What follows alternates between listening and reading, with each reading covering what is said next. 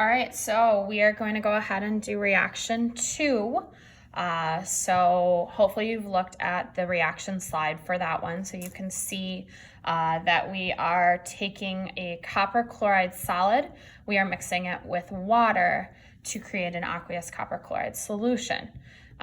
So in this one, we are also going to look at a few lab techniques and some tools that you will want to be familiar with that we use repeatedly throughout the rest of the year in chemistry, and you will definitely use in any additional chemistry classes you'll take down the road.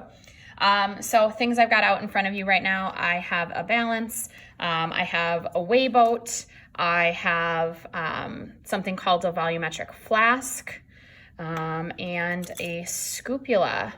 So we're going to use each of those things while we are doing this reaction. So the first thing that I am going to do, this is my stock bottle of copper chloride solid. I am going to take a little bit of that and I'm going to scoop it out into this weigh boat. One of the things that that is a rule when you are doing chemistry is that we don't scoop right from the stock bottle into whatever reaction we are doing. So I took a little bit out, and then if we were in real lab, I would take that back to my lab station and I would be working at my lab station. That allows other people then to use the stock bottle and not have to worry about waiting until you are done. So I'm going to grab a second weigh boat to put on the scale so that I can transfer from one to the other to know exactly how much I am using. So I'm going to use the tare button here that zeroes out the mass of the weigh boat itself. So you can see that the numbers on the scale go back to 0. Hopefully this is a review. You've done some of this in a previous lab class. So I'm going to go ahead and take some of this out. I am looking for 0.85 grams. So I'm up to 0.42, 0.57. Whoop, and then I have gone over, I'm at 1.08. So from there, I'm gonna try to scoop a little bit out to get this to level out at 0.85. So you can see 0.85 is not a lot. We are not dealing with a lot of this chemical. Hey, look at that. All right. So one of the questions that I inevitably get every year is, hey, Miss Dixon, I'm close to 0.85. Is that okay? Okay, when you are doing chemistry, it is an exact science. So we can't stop when we get to 0.82 or 0.87. It needs to be exactly 0.85. Reactions are measured out very specifically. Numbers are really important. So we want to make sure that our numbers match exactly what our goal is. So I am now going to take this solid and I'm going to put it into my volumetric flask. Okay, so the really nice thing about using a volumetric flask and the reason that we use it is you can see that there's this little line right here. It's actually the only measurement on this entire piece of glassware. Okay, so the purpose of this glassware is to measure exactly 50 milliliters. So the only line that is on here is a 50 milliliter line. It's etched right into the glass. It can't be scratched off. So what I will do is I'll take this weigh boat. Okay, these are really nice. They kind of create like a little funnel here. I'm gonna transfer this solid into my volumetric flask here, being careful not to let any spill outside. Remember, we talked about this being an exact science.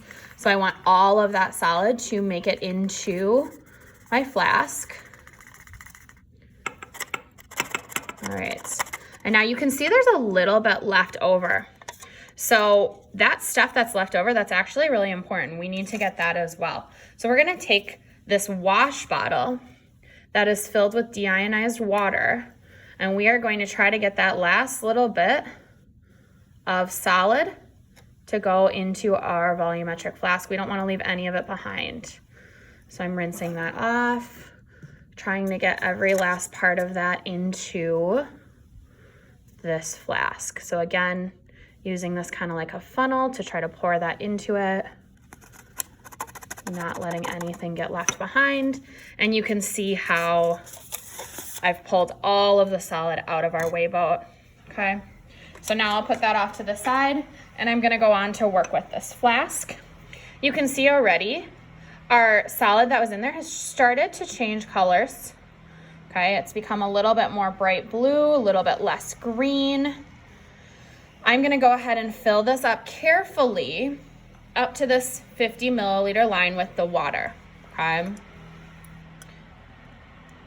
So we are using deionized water in this lab because, as the name says, deionized water doesn't have some of the other ions in it that a regular water would have. So if I just opened up the sink and got water out, it has some other things that are in it that might interfere with our reaction.